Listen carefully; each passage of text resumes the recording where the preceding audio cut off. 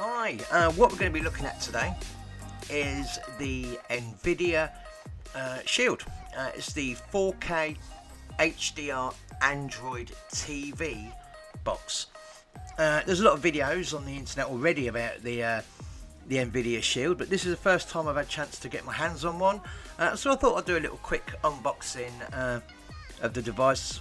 I've already taken it out once, I'm not going to lie, it did come in a cellophane wrapper. So if we have a look on the outside of the box, what does it tell us? Well, what's inside? It's got the Shield controller, a Shield remote and a power adapter. As I say, this is the TV one, so therefore you get both the remote and the controller, so great for gaming. What are the specifications of the device? Well, it's the NVIDIA Tegra X1 processor.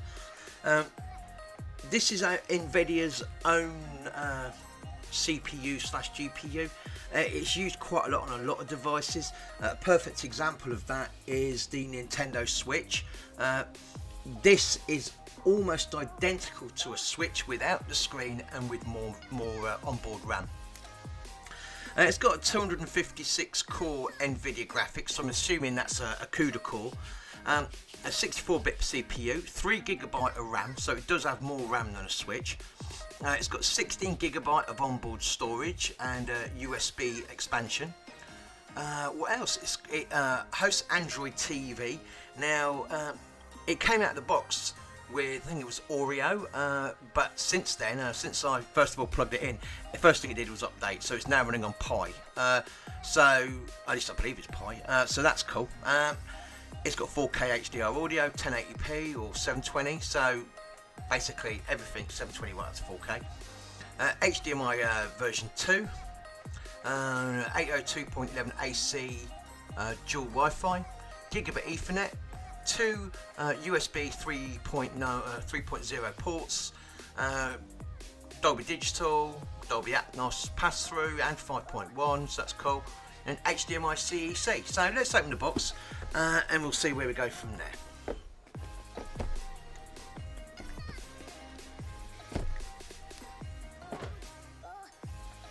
Right, what are we presented with? Well, I know that this particular device has been out for a couple of years, but they have done revisions of it. This latest revision came out towards the middle to the end of last year. It's about 25% smaller than its predecessors, but let's have a look at the device itself. First of all, let's just remove the remote control. In the past, on its predecessor, on its previous model, it was a rechargeable remote. This is not a rechargeable remote. At the end you'll see a little dot.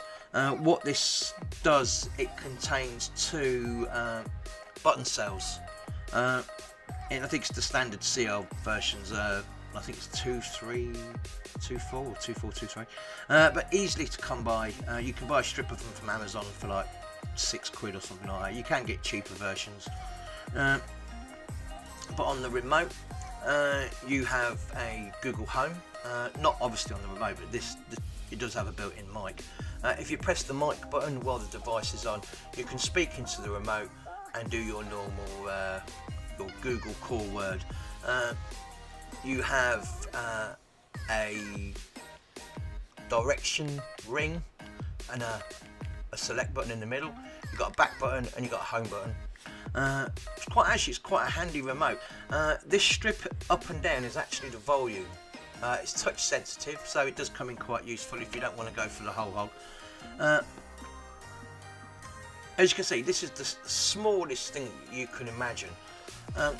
On the back we have HDMI.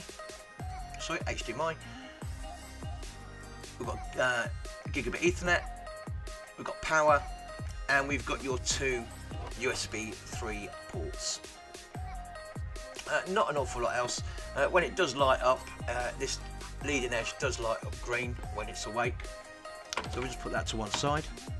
and have a look what else is in the box. Okay, in addition to the remote control, you also have a game controller. This is a fully fledged game controller.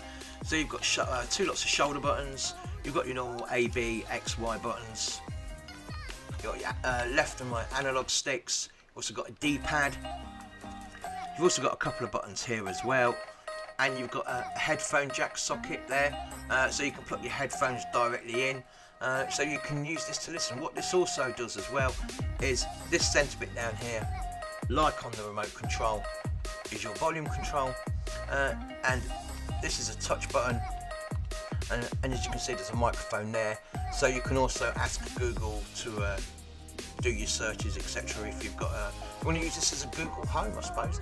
You can set up in the GUI that this can either be always listening or only listen when touched. There is a major hang up with this, of course, is that if you, like me, use your Google Home quite a lot, you don't always want to have your TV on in order to be able to see when things are listening or not listening or whatever. So, you know, if this is your first foray into the Google Home market, you can't really go much wrong, to be honest. It's all right. What else do you get? You get your USB charging cable. At least I think it's your USB charging cable for your remote. It is a rechargeable remote, so you don't have to worry about batteries. You can see your micro USB port on the back. It serves a purpose. You get your quick support guide, and you get your support guide, and you get your quick start guide. In the form of power, you get a power block. I have no idea what this is. I can't really read it, so there you go. And you get your interchangeable plug sockets. So for example, this is the UK, so we'll plug that in, ready to roll. And that's it. You don't really get much else in with the box. Retail of this, it's going up and down all the time at the moment, so I wouldn't worry too much about that. But there you go. That is the NVidia Shield, and I'll see you next time. Bye bye.